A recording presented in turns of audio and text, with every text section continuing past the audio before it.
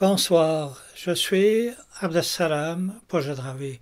Je voudrais, à travers cette courte vidéo, rendre hommage à Françoise Hardy, dont le décès m'a profondément attristé et m'a profondément bouleversé.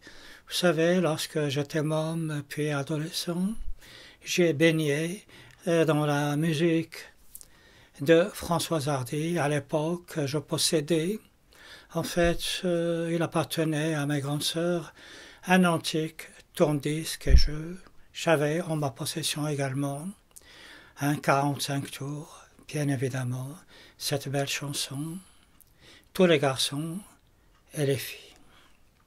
Je dois dire qu'il y avait quelque chose de surprenant dans cette chanson qui était très mélancolique et qui tranchait avec l'ironie et la joie qu'il y avait chez d'autres chanteurs et d'autres chanteuses, tels que, par exemple, Sylvie Vartan avec « Ce soir serait la plus belle pour aller danser », ou bien encore avec France Gall et sa célèbre chanson « Poupée de cire », ou bien Johnny Hallyday avec ses chansons de twist.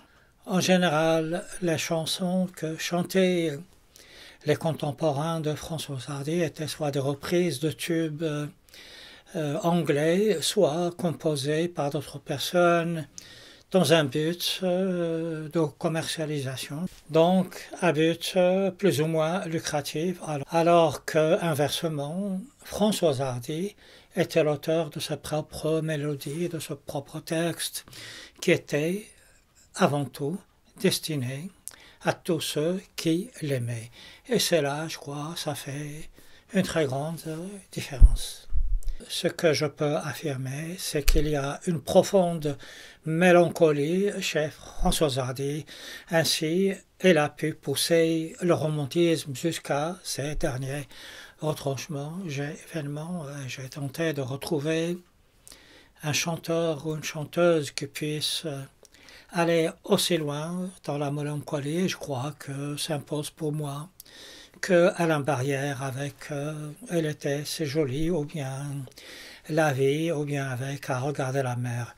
Mais celui qui se rapproche le plus de l'esprit de Françoise Hardy est un chanteur belge qui est tombé dans l'oubli, s'appelle Philippe Benoît et sa chanson s'appelle Lisette, que je vous présenterai par la suite.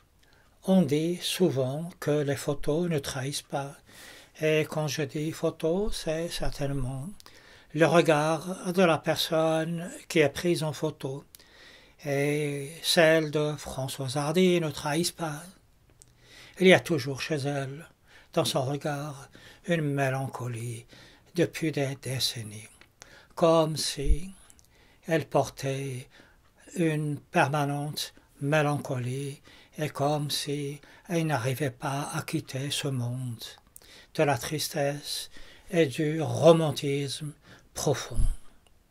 Françoise Hardy n'est pas seulement une grande chanteuse, c'est pareillement une grande dame et l'une des dernières représentantes, probablement l'ultime représentante de la mélancolie et du romantisme.